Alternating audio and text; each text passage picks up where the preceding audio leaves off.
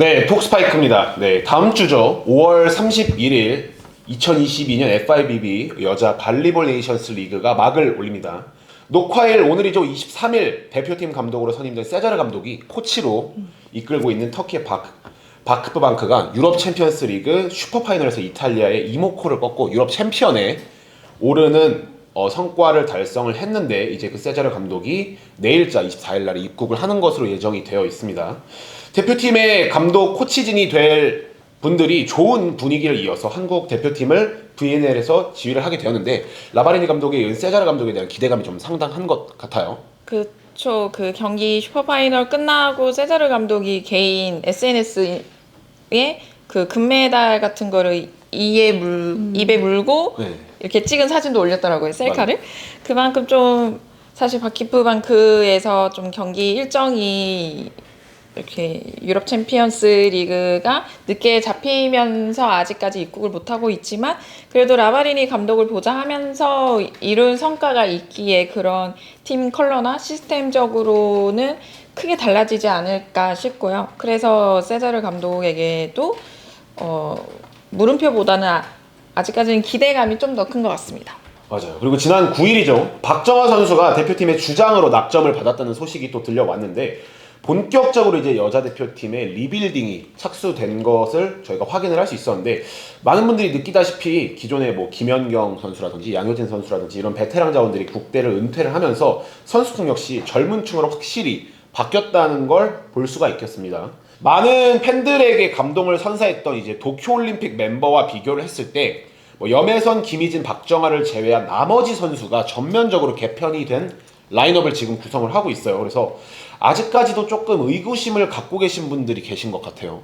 그쵸. 도쿄에서 뛰었던 멤버들이 4명밖에 없잖아요. 근데 윙스파이커 김연경, 뭐 미들블로커 김수지와 양효진 선수가 은퇴를 선언하면서 이 선수들은 사실상 거의 10여 년 동안 대표팀에서 활약을 했던 선수들인데, 처음으로 거의 10여 년 만에 처음으로 이제 대표팀에 안 가는 비시즌을 보내고 있는 것 같고요. 이제는 뭐 이전에도 얘기가 나왔지만 김희진이나 박정아 선수가 이끌어야 하는 대표팀이 됐고, 또 VNL은 라바리니 감독이 떠나고 세자르 감독이 새롭게 지휘봉을 잡고 첫 국제 무대잖아요. 그렇죠. 네. 그래서 사실상 도쿄 멤버도 4명 뿐이고 거의 젊은 선수들 위주로 팀이 구성이 돼서 거의 네. 세 판짝이나 다름이 없을 것 같고, 그렇게 됐죠. 또 국제대회 경험이 또 많지 않은 선수들이 많잖아요. 그래서 구성만 봤을 때는 쉽지 않을 것 같다는 생각이 들고요. 또 파리올림픽 출전권 부여 방식이 달라졌잖아요. 그만큼 그렇죠. 계속 언급이 되고 있지만 랭킹 포인트를 쌓아야 하는 게 가장 중요하기 때문에, 다른 팀에서도 VNL에 뭐 예전에는 뭐 대학생 선수들로 꾸려서 출격을 하기도 했는데, 이번에는 뭐 1진급 혹은 1.5진급이 출격을 하면서 쉽지 않을 것 같습니다. 정말로. 그래서 사실 주전 멤버에 대한 중요도가 더욱 높아졌고, 다른 팀들도 뭔가 이제 전력을 쏟게 되는 시점에서 우리나라 역시 주전급들의 활약이 좀 중요해진 경기인데, 기존에 이끌던 베테랑들이 한 번에 훅 빠지게 되면서 이 빈 공백을 어떻게 메울지에 대해서 많은 분들이 좀 관심을 갖고 계신 부분이 아닌가. 자, 그리고 선수진의 공백도 공백이지만 이제 기존의 팀을 이끌던 주장 김연경 선수의 공백도 어떤 선수가 이어받게 될지에 대해서도 상당히 관심이 많았는데, 박정아 선수가 그 뒷자리를 낙점을 받게 됐잖아요, 캡틴으로서. 그래서 저희 더 스파이크랑 인터뷰를 저번에 나눠서 기사가 나갔었는데, 어떤 내용이었는지 잠깐 소개 한번 해주실 수 있을까요? 이제 박정아 선수가 이전에도 세자르가 코치를 하고 있을 때도 좀 친분을 쌓았었잖아요. 그러면서 이제 세자르가 감독이 되면서 전화를 했었대요. 그러면서 자연스럽게 세자르 감독이 너가 주장을 해야 될 것 같다라고 하면서 박정아 선수도 자연스럽게 그 주장직을 받았다고 하더라고요. 네. 박정아 선수가 소속팀 도로공사에서도 주장을 맡은 경험은 있지만은, 도로공사에 워낙 베테랑 선수들이 많잖아요. 임명국 선수나 배윤아 선수, 정대웅 선수 등 도와줄 수 있는 언니들이 많았지만은, 이제는 고참으로서의 진짜로 주장직을 맡는 만큼 본인 스스로도 책임감이 좀 남다르다고 얘기를 해줬어요. 그러면서 이제 대표팀의 새로운 주장이 된 만큼 조금 더 책임감 있는 모습을 보여드리는 게 중요한 것 같다. 그러면서 제가 솔선수범 해야죠라면서 할 뿐만 아니라 네. 이제 처음이다 보니까는 감독님도 많이 도와주시겠다고 했대요. 이제 혼자 하는 게 아니라 또 열심히 옆에서 도와주겠다라고 했고, 박정환 선수도 그 전에는 주장을 했지만은 언니들이 도와주다 보니까는 리더로서의 본인이 무슨 색깔을 가지고 있는지를 잘 몰랐대요. 네. 하지만 이를 통해서 본인이 리더로 어떤 색깔을 가질 수 있는지를 조금 더 배울 수 있는 그런 기회가 될 것 같다고 했고, 또 아니나 다를까 기사가 나가고 김연경 선수한테도 전화가 왔다고 했는데 네네. 이제 또 김연경 선수답게 주장됐는데 이제 잘해야겠네라고 짧게밖에 얘기를 안 했다고 하더라고요. 네. 근데 하지만은 그 김연경 선수가 그 짧은 한마디에는 얼마나 많은 좀 도움을 줬을지, 아니면 좀 큰 힘이 됐을 거라고 저는 생각을 하거든요. 그렇죠. 네. 박정환 선수가 비록 국가대표로서의 주장은 처음이지만은 그 이전에도 주장을 한 경험도 있고, 또 지난 시즌에는 비록 주장은 아니었지만 코트 위에서 계속 어린 선수들을 이끌어가는 모습을 보여줬기 때문에 조금 더 하나된 팀으로 국가대표 선수들을 좀 이끌어가는 모습을 보여줄 것 같아서 좀 기대가 됩니다. 그리고 박정화 선수의 캐릭터 자체도 워낙 재밌잖아요. 그쵸. 그래서 어떤 케미를 만들어낼지도 굉장히 주목이 되는데, 확실히 도쿄를 경험했던 베테랑 자원들의 몫이 좀 커진 것 같고 부담이 확실히 커진 것 같아요. 그리고 김연경 선수가 빠진 윙스파이크 자리, 그리고 양효진 선수랑 김수진 선수가 빠진 이 미들블로커 자리에서 어떤 식으로 그 공백을 채워 나갈지, 이게 이제 당장 VNL 나아가서는 파리올림픽까지의 여자 배구 대표팀의 숙제가 아닐까 생각이 드는데, 어떤 식으로 윙스파이커와 미들블로커 자리가 채워질까요? 일단 윙스파이커 부분을 먼저 얘기를 하자면 최근 2년 연속 윙스파이커 한 자리씩 공백이 생긴 것 같아요. 맞아요. 최근에는 김연경 선수가 빠졌고, 도쿄올림픽 때까지는 김연경, 박정아 선수의 라인이 형성이 됐었지만 김연경 선수가 빠진 한 자리에 누가 들어갈지 저도 무척 궁금한데요. 네. 일단 지난 대표팀에서 함께 호흡한 정지윤 선수나 공수 균형을 갖춘 강소희, 황민경 선수가 유력하지 않을까 싶은데, 근데 강권을 정지윤 선수가 사실 소속팀에서 윙스파이커로 완전히 뛰긴 했지만 아직까지도 후위에 있을 때 리시브를 어느 정도 버틸 수 있을지 좀 지켜봐야 될 부분인 것 같고, 그렇죠. 또 그 외에 또 프로 4년차 된 박혜민 선수도 지난 시즌에 리그에서 경기를 출전하면서 좀 경험을 쌓았다고 생각을 해서 기회가 주어진다면 또 국제 무대에서는 어떤 모습을 보여줄지가 기대가 됩니다. 사실 리그에서 베스트 7은 박정아 선수랑 강소희 선수가 지금 받았기 때문에 뭔가 그 둘이 가는 그림이 저는 뭐 안정적일 것 같다는 생각은 들지만, 그리고 뭐 정지훈 선수가 최근에 공격적으로 많이 비약적으로 성장한 느낌도 있는 것 같고, 그래서 그 한 자리를 어떤 식으로 메워 나갈지가 저도 굉장히 기대가 되는 것 같아요. 미들블로커 자리는 사실 워낙 지금 유망주들로만 지금 풀이 구성이 되어 있는 상황이기 때문에 이 자리를 어떤 식으로 어떤 선수로 채워 나갈지가 굉장히 궁금한데, 어떻게 보시나요? 우선 많은 포지션 중에서도 여러 유망주들이 있는 곳이 미들블로커고, 어린 선수들로 밖에 꾸려지지 않았지만은 많은 사람들이 걱정보다는 기대를 하고 있는 포지션이기도 하잖아요.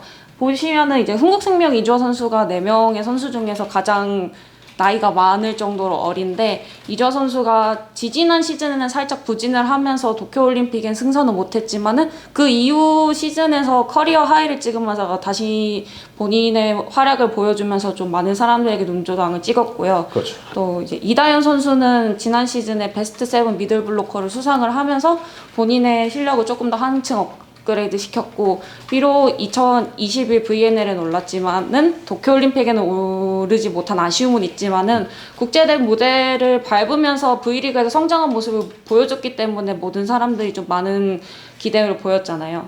정호영 선수는 이제 프로에 올라오면서 센터로 이제 포지션을 바꿨지만은 네. 이제 KGC와 현대건설 경기에서 양의지 성들을 상대로 1대1 마크를 하는 것을 보면서 정호연 선수가 미들블로커로서도 가능성이 있다라는 것을 또 보여줬잖아요. 네. 그만큼 좀 다양한 선수들이 있는데, 이제 또 저는 좀 살짝 물음표였던 선수가 IBK 기업은행의 최정민 선수였어요. 사실 최정민 선수가 연령별 대표팀에도 이름을 올린 경험은 많지만은 그때까지만 하더라도 아포짓으로 무대를 밟은 경험이 엄청 많았거든요. 그리고 또 데뷔 시즌에도 이제 라자레바 대신에 한 번 경기를 나서가지고는 최자레바라는 별명을 얻을 정도로 공격에서 좀 인상을 남겼지만은 지난 시즌에는 미드블로커로서 뛰었지만은 미드블로커로서 그렇다 할 활약은 못 보여준 건 사실이잖아요. 그래서 비록 최정민 선수가 지금 엔트리에는 미들블로커로 등록이 되어 있지만은 김희진 선수를 대신해서 앞포짓으로 들어갈 수 있다는 그런 좀 다양한 포지션을 소화할 수 있다는 좀 카멜레온 같은 선수라고 해서 비록 좀 미드블로커로서의 경험은 없지만은 다양한 선수 포지션으로서의 경험을 좀 많이 쌓을 수 있을까 하는 좀 기대를 걸고 있습니다. 그리고 이제 우려가 되는 포지션이 바로 이 아포짓 포지션인데 항상 우리나라가 국대로 돌아오면 결국에는 이제 토종 아포짓 자원을 누가 띄워줄 거냐가 항상 걱정되는 부분이었잖아요.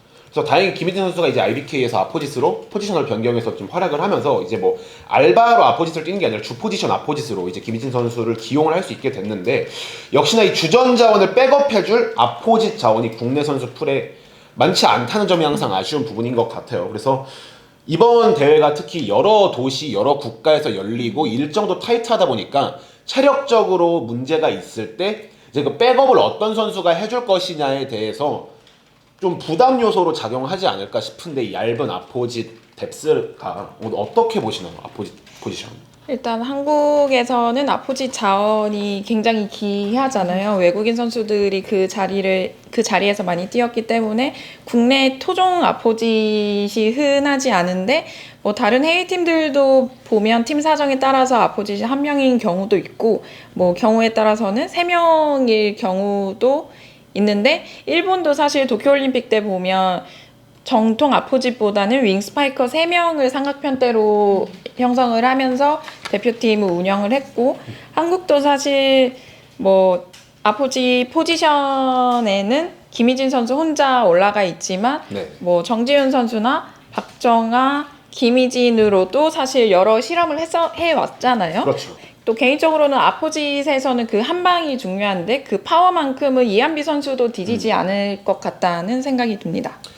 그리고 이제 리베로 라인을 한번 살펴보면 이제 기존의 뭐 임명옥 선수라든지 오지영 선수라든지 뭐 김혜란 선수, 김연경 선수 등으로 이어졌던 이 라인업에서 벗어나서 한다의 노란으로 이어지는 라인업, 이 라인업은 처음 보는 라인업이잖아요. 그래서 어떤 포인트로 이 리베로 라인의 개편이 이루어진 건지도 굉장히 궁금해요. 원래 오지영 선수가 이번에도 국가대표로 뽑혔지만은 오지영 선수가 수술로 인해서 그렇죠. 국가대표의 일정을 소화하지 못할 것 같다라는 그런 진단을 받아서 승선을 하지 못하게 됐고요.